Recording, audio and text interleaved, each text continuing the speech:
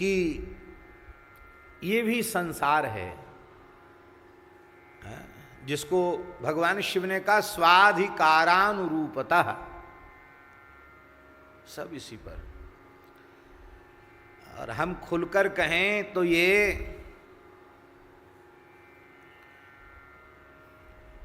गुरु शिष्य के बीच में भी कोई स्वार्थमय यदि संबंध है तो वो भी एक प्रकार से माया ही है।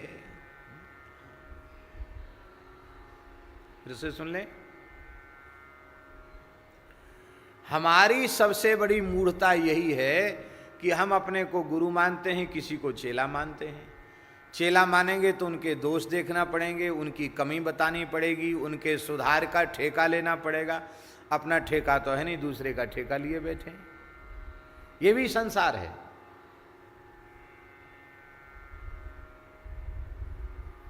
इसलिए सबसे बढ़िया बात बाबा ये है कि जैसे विवाह मंडप में ब्राह्मण विवाह कराता है और विवाह करा के अपनी दान दक्षिणा लेके किनारे होता है, लड़का लड़के बहू से मिल गया, बहू लड़के से मिल गई, अपने बीच में कोई काम नहीं है। ऐसे ही गुरुजी बीच में मध्यस्थ होकर के जीव रूपी कन्या का पाणी ग्रहण वर रूप परमात्मा के साथ करा दिया। अब बीच में उसे फंसे रहने की आवश्यकता नहीं है। चेला मानोगे तो दुख होगा, चेला नहीं मानोगे तो दुख नहीं होगा। और ये बात कह दिया जाए कि हम किसी को अपना चेला नहीं मानते, तो भले ही चेला वाली योग्यता किसी में हो या न हो, उसकी परिभाषा उसके जीवन में घटित होती हो या न होती हो, सब बहुत बुरा मान जाएंगे कि अरे बताओ फिर हम काहे के लिए पड़े हैं यहाँ। अरे भाई, जो भगवान नाम दिया हुआ है वही सबसे ऊंची पूंजी है, उसको प्राप्त करने के बाद उसी में लग जाओ, बस उसी से काम हो जाएगा।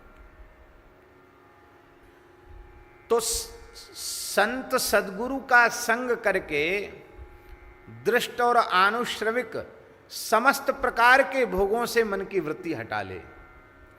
न ये भीतर से पक्का निश्चय कर ले कि न तो इस धरती का कोई पदार्थ भोग हमको चाहिए और न ही स्वर्गादि लोकों का कोई भोग पदार्थ, ब्रह्मलोक तक हमको कुछ नहीं चाहिए। ऐसा निश्चय करके साधन में प्रवृत्त हो जाए। इस शरीर को जैसा अभ्यास कराओगे वैसा अभ्यास इस शरीर को हो जाएगा। क्या करें, बड़े दुख की बात है। हम इतनी बढ़िया व्याख्या आपको सुना रहे हैं, उपदेश दे रहे हैं, लेकिन ये हमारे जीवन में इसका एक अंश क्या अणुमात्र भी हमारे जीवन में नहीं है।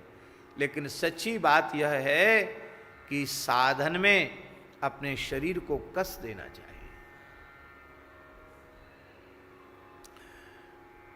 खाने पीने सोने में उसकी वृत्ति नहीं रह जाएगी। क्या बढ़िया उदाहरण है। जैसे सिंह की गर्जना सुनता हुआ मृग सो नहीं सकता, ऐसे ही संसार का भय, जन्म मृत्यु का भय जिसकी समझ में आ गया है वो योगी सोएगा क्यों, वो तो भजन में लग जाएगा। क्या करें, समय हो जाएगा, लेकिन फिर भी एक दिव्य चर्चा है, हम लोगों के लिए बड़ी उपयोगी चर्चा है। खाक चौक में पूज्य सदगुरुदेव भगवान श्री पहाड़ी बाबा के चरणों में हम बैठे थे, तो कभी अत्यंत एकांत होता था तो कभी कोई बात अपने मन की हम उनसे पूछते थे। वैसे महाराज जी तो ज़्यादातर ऐसे बैठते थे। कैसे बैठते थे? हम बैठ के नहीं देखा तो बैठ के दिखाओ। ऐसे तो बैठते थे, ऐसे करके, और प्रायः ध्यान में बैठते थे, ध्यान में रहते थे। तो एक दिन एकांत में बैठे थे, तो मैंने जैसी ध्यान से उठे, नेत्र खोले उन्होंने, तो बोले कहो क्या बात है। महाराज जी कुछ जिज्ञासा है। हाँ पूछो। तो हमने कहा महाराज जी आपके मत से भजन की परिभाषा क्या है? आपके मत से भजन की परिभाषा क्या है?